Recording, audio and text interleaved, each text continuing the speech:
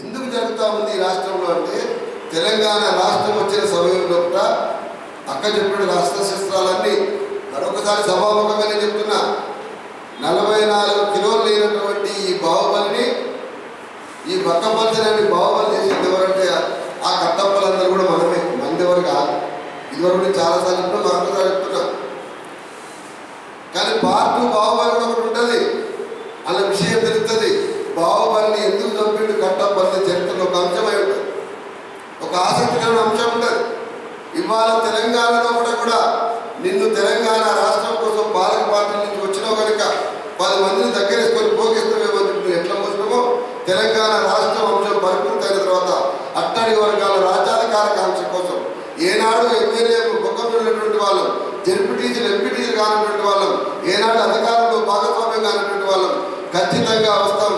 ఏదైతే నిన్న కట్టప్ప పాత్ర పోషించారో ఆ నిన్న దాకా ఉద్యమాలు అయినటువంటి వాళ్ళలో నేను ఒక్కనే కాదు, జేఏసీ అనేక మిత్రులు చేసి వాళ్ళందరూ కూడా కలిసి ఖచ్చితంగా ఈ రాష్ట్రంలో ఇవాళ కొనసాగుతున్నటువంటి 0.4% ఉన్నటువంటి చంద్రశేఖరరావు వర్గాన్ని ఖచ్చితంగా నేలదించడం కోసం ఈ రాష్ట్రంలో సబ్బండ వర్గాలను కూడా ఏకం చేస్తాం.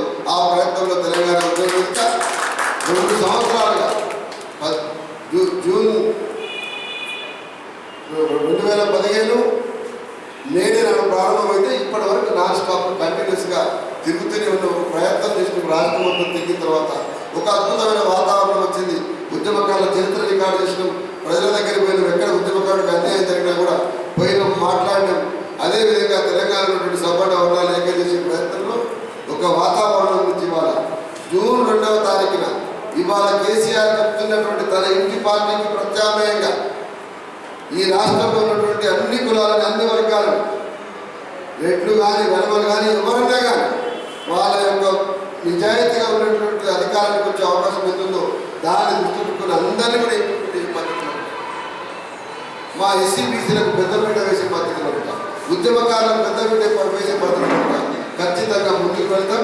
ఆ పనిలో ఉన్న దాంట్లో భాగంగా జూన్ 2 తెలంగాణ రాష్ట్ర ఆవిర్భావ దినోత్సవం రోజే తెలంగాణ ఇంటి పార్టీ ఒకటి పురుషుకోబోతున్నది. అది ఖచ్చితంగా ఒక ప్రత్యామ్నాయ గొంతుగా తెలంగాణ